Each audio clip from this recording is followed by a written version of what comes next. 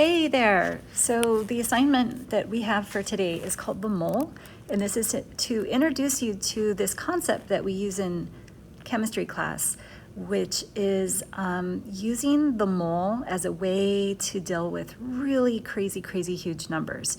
So the mole is just a number. So that's really the key point here. The number I've just highlighted is 6.022 times 10 to the 23rd.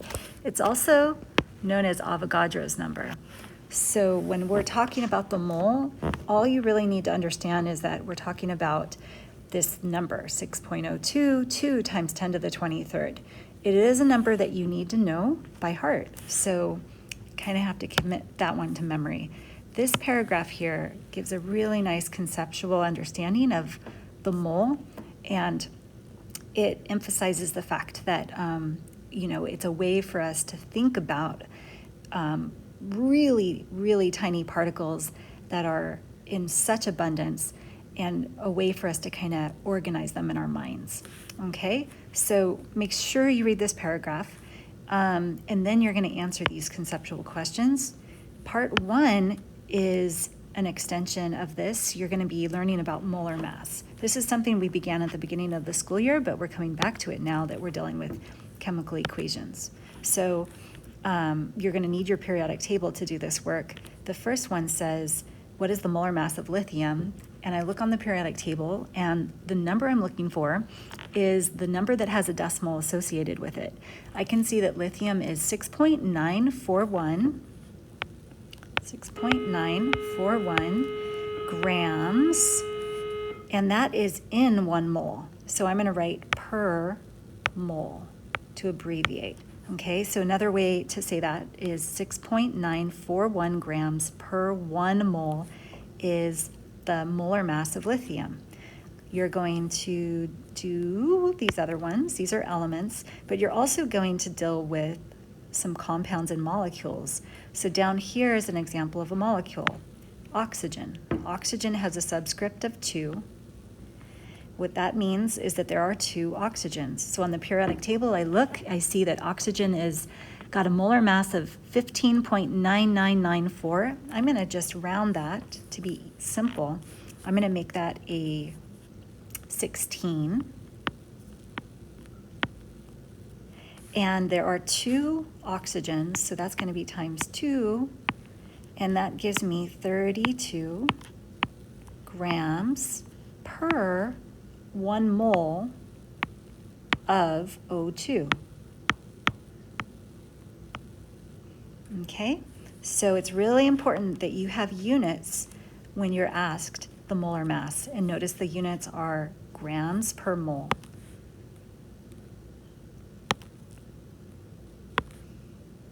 Right here, grams per mole.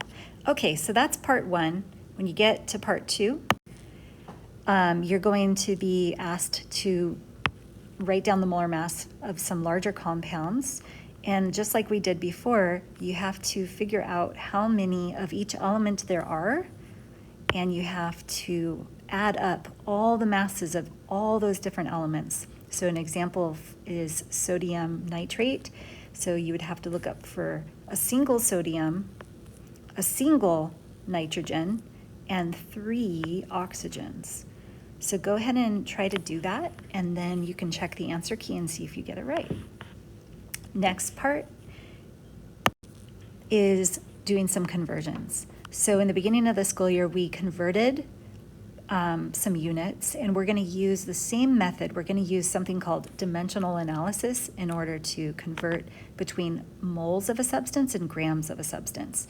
All right, so the question here says that we are wondering if you have 2 moles of sulfuric acid, which is battery acid, the chemical equation is H2SO4, how many grams of it do you have? So we'll go ahead and do this one together. To do it, first we have to figure out what is the molar mass of H2SO4. So I've got hydrogen, and that's got a molar mass of 1.01, and there's 2 hydrogens, so that's times 2 is equal to 2.02 grams.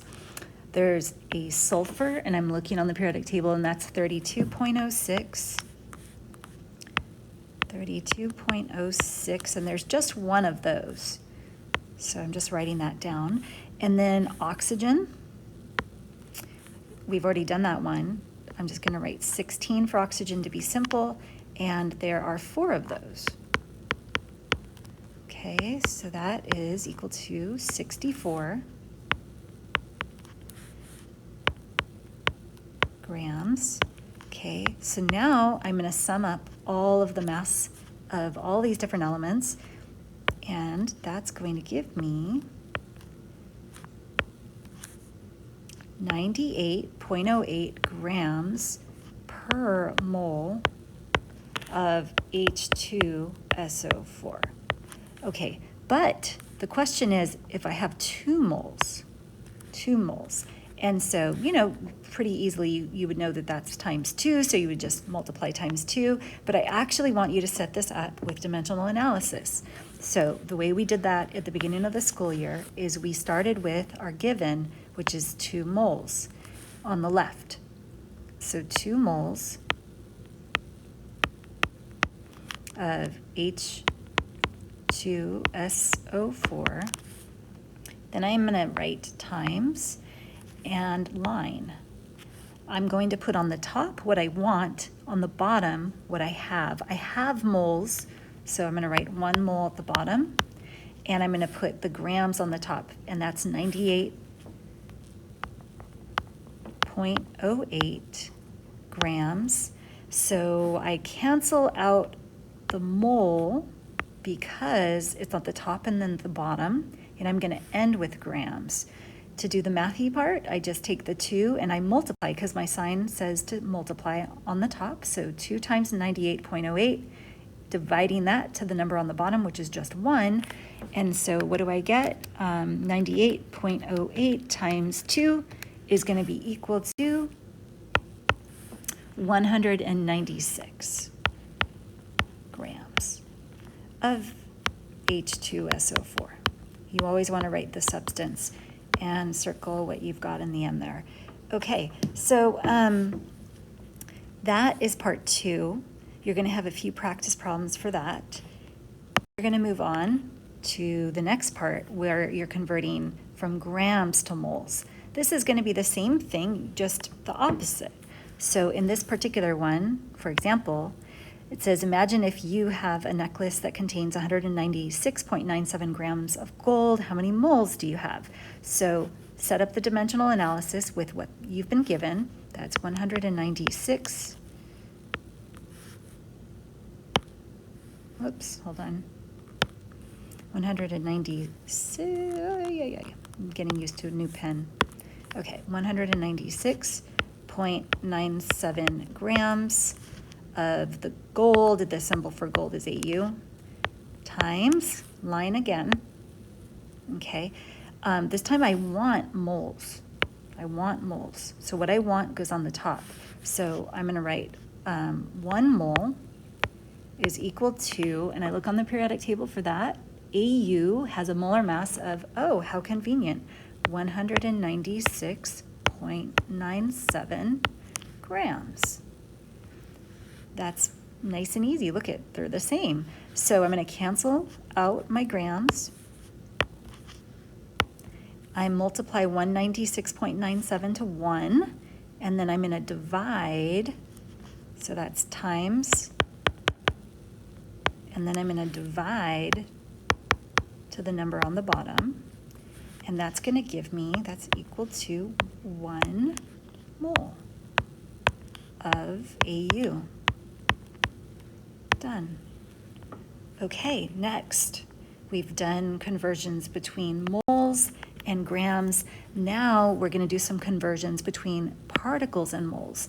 Now, particles are objects. They're just basically, numbers of things that you're counting. So whenever you're dealing with objects, you're going to use Avogadro's number. Okay, so we said in the beginning that Avogadro's number is equal to 6.02 times 10 to the 23rd.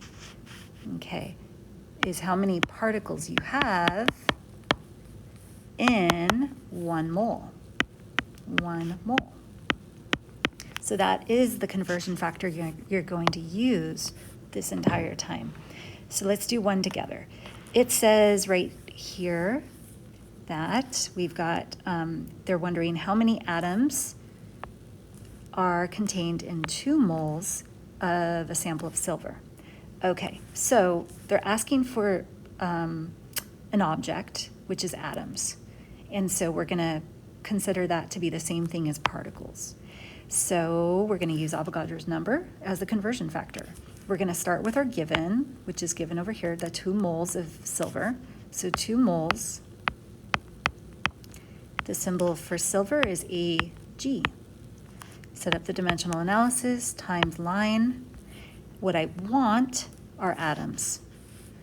So that's going to go on top. And what I have to begin with is the mole. And once again, the conversion factor is that there's 1 mole in 6.02 times 10 to the 23rd atoms.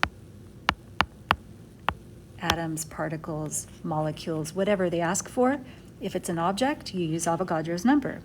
Great. So now I'm going to go ahead and cancel out the moles. I'm going to multiply the numbers on top, and I'm going to divide to the number that's on the bottom. All right. When you're dealing with scientific notation, we can go over those rules in just a second, but we know that 2 moles is equivalent to 2 times 10 to the 0 in scientific notation. So all we have to really do is go 2 times 6.02, which you've got 12.04, divided by the 1 is still 12.04, and that's times 10 to the 23rd atoms. Now, if you remember in the beginning of the school year, we said that we don't like coefficients that are bigger than 9.99. And so we're going to change this coefficient. We're going to make it a little smaller by moving the decimal over just 1 place. Now we have 1.204 times 10. And this number just got smaller, so the exponent gets bigger by 1. That becomes 24 atoms. 1.204 times 10 to the 24 atoms is our answer there. Okay, and that is it. You're just going to practice between particles and the mole, and then you'll be done.